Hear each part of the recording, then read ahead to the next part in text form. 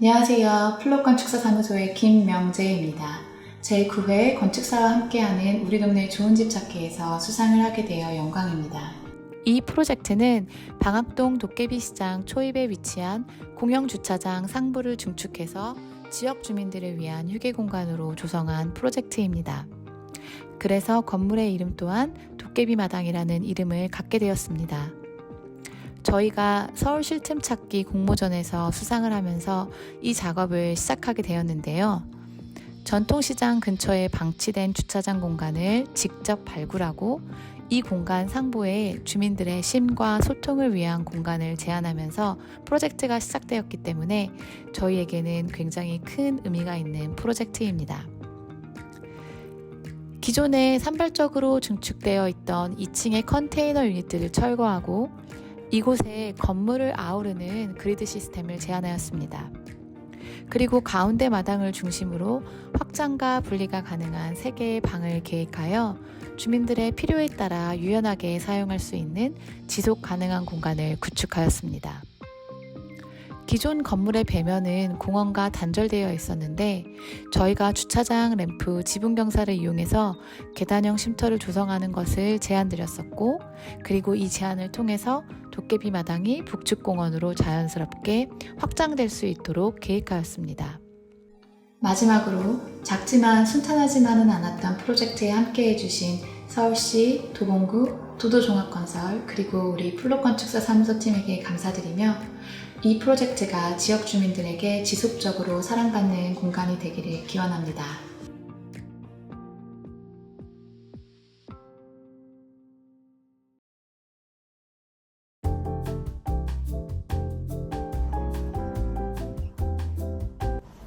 안녕하세요. 이번 제9회 건축사와 함께하는 우리 동네 좋은 집 찾기 좋은 새집 부문에서 은상을 수상하게 된 건축사 사무소 포시문화 박용덕 건축사입니다.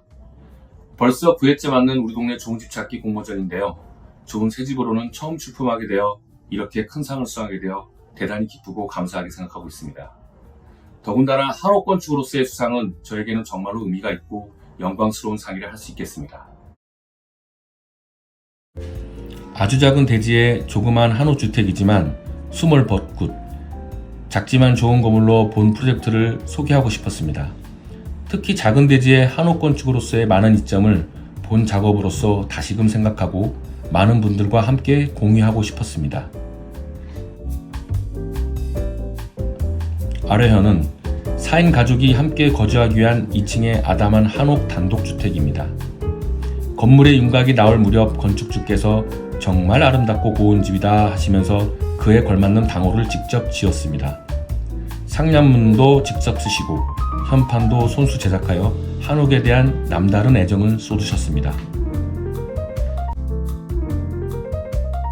건축주는 4인 가족이 함께 거주하기 위한 집을 찾고자 하였습니다.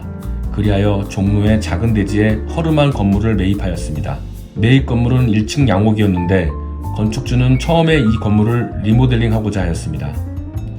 하지만 입역사항이 너무 많고 규모가 작고 노후되어 철거 후 다시 짓는 것으로 결정하였습니다. 건축주는 처음부터 한옥을 생각하지 않았지만 작은 땅에 한옥으로 신축하였을 때 여러 이점이 많아 설득 끝에 결국 2층 한옥으로 신축하게 되었습니다. 이렇게 4인 가족이 함께 거주하기 위한 2층의 아담한 한옥, 아뢰현의 설계가 시작되었습니다. 대상지는 경복궁 서축에 위치한 서촌입니다. 대상지 주변 서촌의 남북 메인도로인 피룬대로와 동서도로인 자하문로 북일에 근래에 생겨난 5층 이하의 건물들이 들어서 있습니다. 이 도로에서 북서쪽으로 난 작은 골목길은 차량이 들어가기 힘든 막다른 골목입니다. 이 전면의 골목길로 대지의 형상은 오각형이 되었으며 대지 주변으로 1층의 한옥으로 둘러싸인 형태였습니다.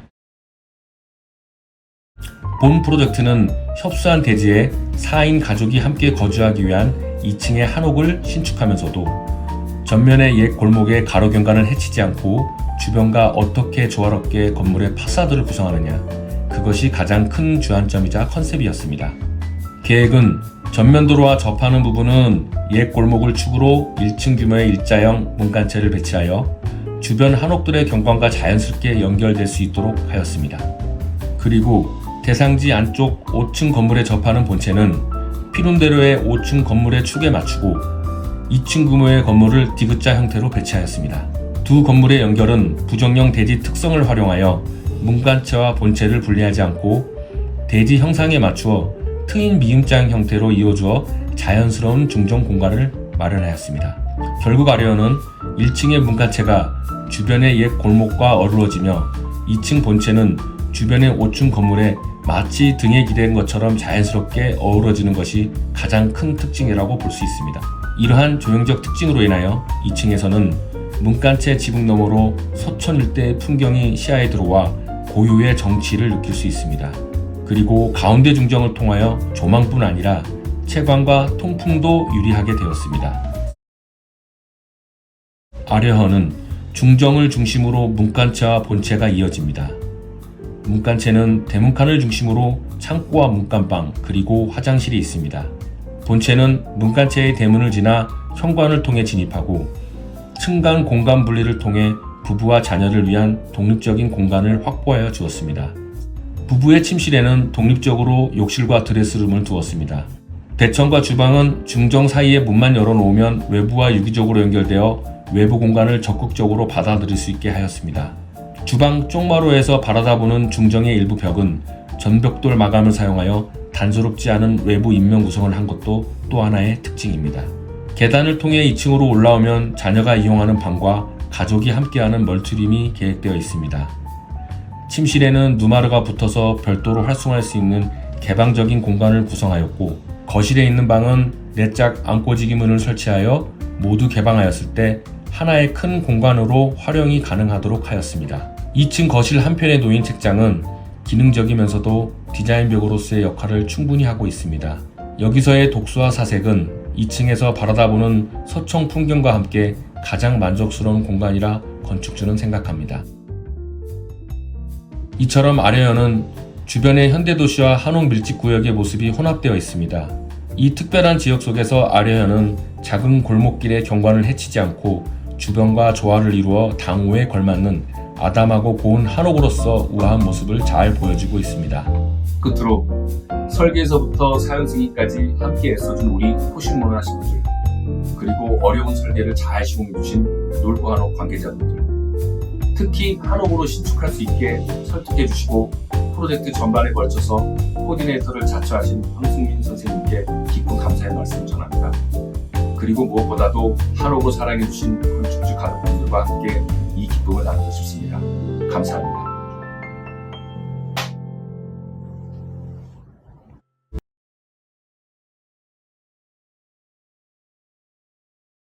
안녕하세요. 저는 서울에서 다양한 꼬마 빌딩을 기반으로 건축 활동을 하고 있는 대한민국 건축사 박가현입니다.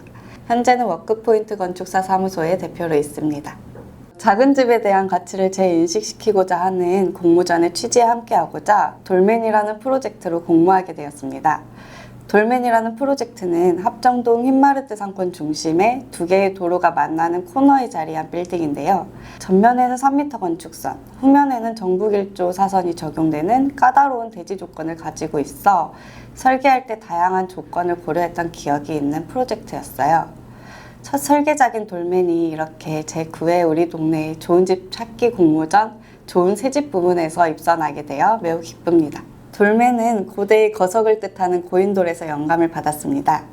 대지가 가진 까다로운 조건을 역으로 이용하여 이형의 형태가 층층이 쌓인 일반적인 건물과는 다른 방식으로 접근했어요. 단순한 층의 나열이 아닌 하나의 거대한 덩어리로 계획했는데요. 코너변에서 묵직하게 존재감을 발휘하는 고인돌처럼 보여지기를 의도했습니다. 돌맨이라는 이름은 이렇게 강력한 존재감과 정돈된 위용을 상징합니다. 건물 매스 자체로 일체감을 가진 조형적 미를 자랑하는 돌맨은 하나의 통일된 매스로서 주변 환경에 자연스럽게 녹아드는 동시에 독보적인 존재감을 드러냅니다. 돌맨은 일반적인 벽과 창문이 아닌 마치 코너에 오래도록 자리 잡은 바위 같은 단순하고 강렬한 디자인이 특징입니다. 그 속에서도 임대 환경을 고려해 적절한 채광과 환기가 이루어지도록 덩어리 사이에 틈을 내어 창문을 배치했어요. 이러한 틈은 낮에는 투명함을 통해 거리에 쾌적함을 더하고 밤에는 내부 조명을 통해 거리를 밝히는 가로등 역할을 하며 묵직한 긴장감 속에 생동감을 부여하여 주변 지역의 이정표 역할을 하고 있죠. 또한 대지의 다양한 조건을 면밀히 분석한 후 건물 좌측면을 따라 외부 계단을 배치했습니다. 이 연속된 계단은 각 층마다 독립된 테라스를 제공하여 입주자들에게 프라이빗한 외부 공간을 선사함과 동시에 전용실의 최대한의 공간 활용을 실현했습니다. 돌매는 묵직한 메스감을 살리기 위해 외벽 마감에 대한 다양한 시도와 목업이 진행되었습니다. 최종적으로는 매지선이 거의 없는 노출 콘크리트로 마감을 결정하게 되었죠. 두껍 없이 높은 난간벽이 만들어낸 정갈한 인면은 돌맨의 아이덴티티였으며 이를 지켜내기 위해서는 외벽의 오염을 방지하기 위한 디테일이 필요했어요. 마침 시공 중인 현장에서 이 부분에 대한 디테일 협의를 제안해 주셔서 함께 풀어나갔습니다. 난간벽 가운데 홈을 두어 빗물을 유도하고 옥상으로 모아 처리하는 방법을 사용하였어요. 현장과 협업하여 더욱 완성도 높은 건물을 만들어낸 순간이었습니다. 대지 조건과 설계 의도를 풀어내기 위해 했던 작은 노력들이 좋은 집을 만들어낼 수 있었던 미끄럼이었던 것 같습니다. 이상 합정동 돌맨이었습니다.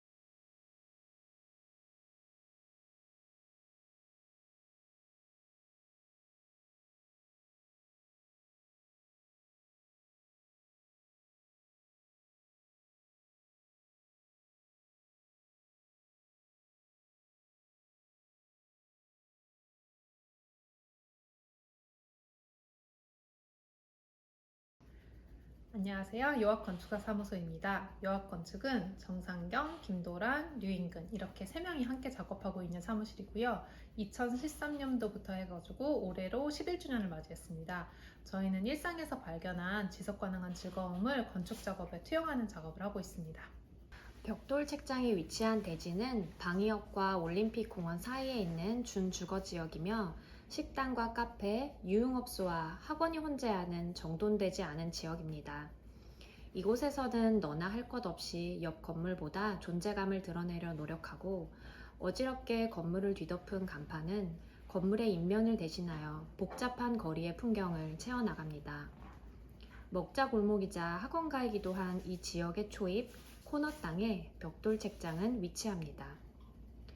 장식과 화려한 인면의 제스처를 배제하여 시각적인 피로감을 덜면서 건물의 입체감과 변화감을 더할 방법을 고민했습니다.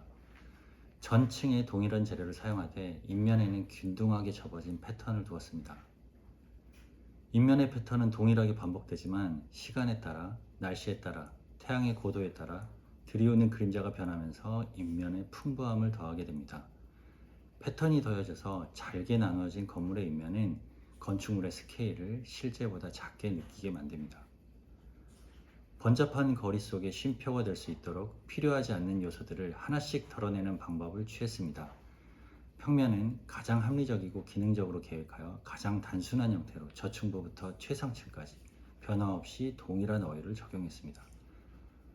각 층에 같은 위치에 같은 크기로 배열되는 창문은 시선을 분산시키지 않으면서도 건물을 정갈하게 만듭니다. 복잡하지 않으면서 지루하지 않은 건축물, 단일 재료로 단순한 형태이면서도 밋밋하지 않은 건축물, 그러한 건축물이 이 거리에 서길 바랬습니다. 복잡한 거리에서는 시선이 쉬어갈 수 있는 건축물이 오히려 그 존재감을 드러낼 수 있습니다.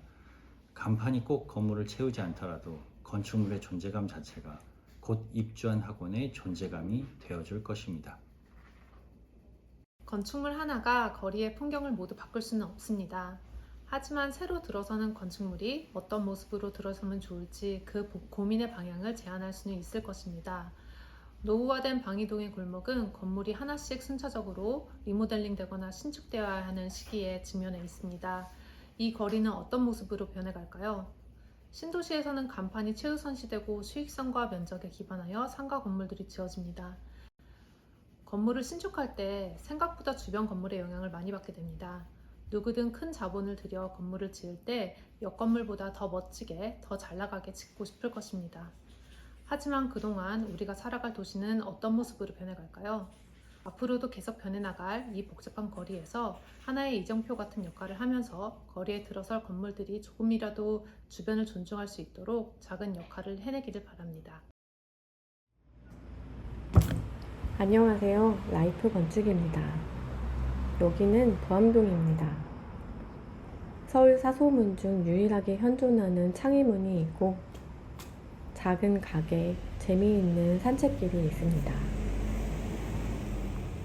자아문 터널을 나오면 라이프 건축에서 설계한 어드저스터블 스튜디오가 보입니다. 건너편에서 바라본 모습은 최소한의 구조만으로 이루어진 듯 투명한 느낌입니다.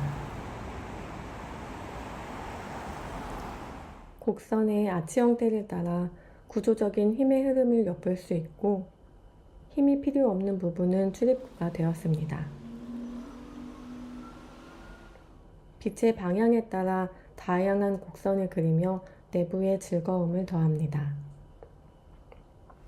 2층으로 올라가면 오피스의 중심 공간이 나옵니다.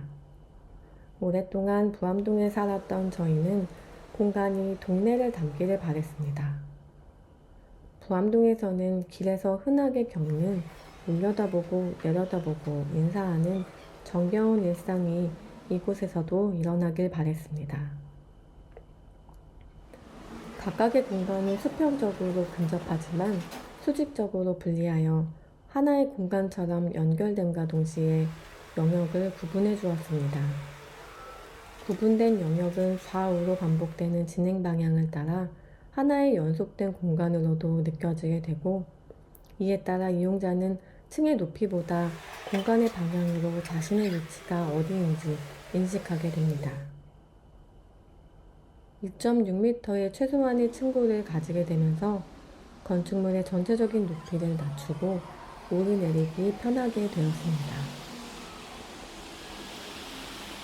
이런 구성을 통해 어떻게 보면 가장 사적일 수 있는 사무소 공간이 용도에 국한됨 없이 전시, 교육, 소통할 수 있는 작은 문화 공간으로서 공공의 역할도 가능할 수 있는 틀이 되었고 앞으로도 다양한 가능성을 실험해 볼 것입니다.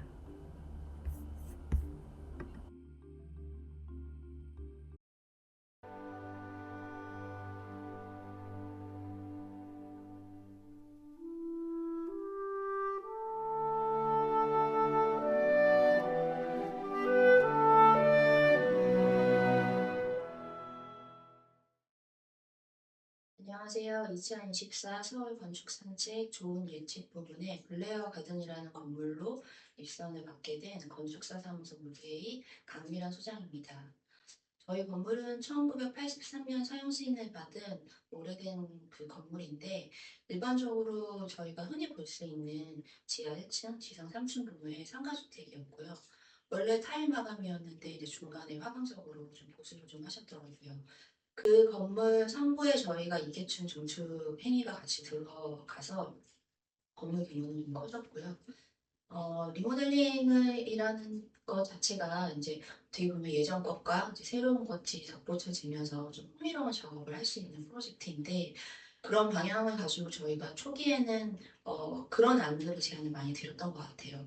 근데 그러다 보니 그 외장재가 이제 건식의 어떤 그 예전 것도 보이고 새로운 것도 같이 이제 겹쳐질 수 있는 타공이나 메쉬 형태의 외장재를 좀 제안해드렸는데 건축주분께서는 이제 그 유지관리 측면에서 좀 부담이 있으셨던 것 같고, 이 건물의 매입 목적 자체가 거주용이 아닌 임대 수익을 높이고자 하는 목적으로 매입을 하시는 거여서 이 방향이 좀 전환이 좀 방향이 이제 변경이 좀 된 부분이 있습니다.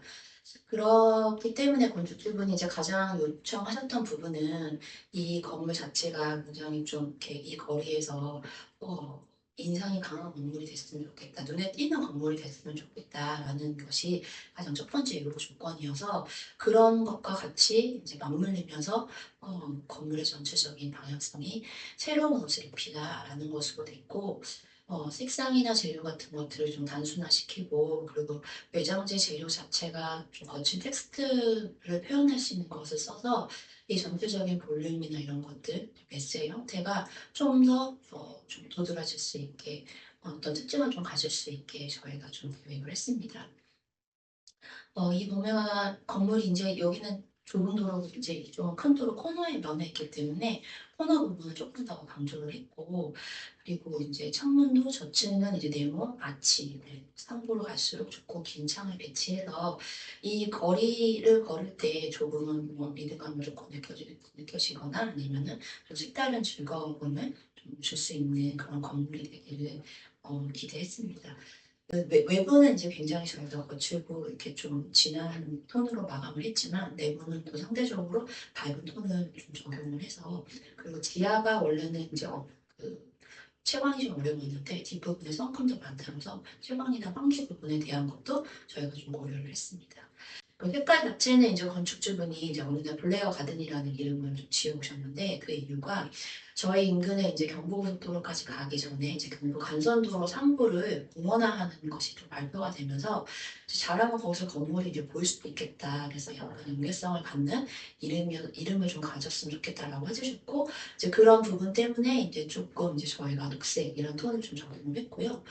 리모델링 프로젝트 자체가 좀 여러 가지 사건 사고들이 많고 여러 다양한 일들이 있었지만 잘 마무리되었고 완공돼서 지금 잘 사용하고 계시고 또 이렇게 좋은 상을 받을 수 있어서 이 건물을 소개할 수 있는 기회가 되어서 너무 기쁘게 생각합니다. 감사합니다.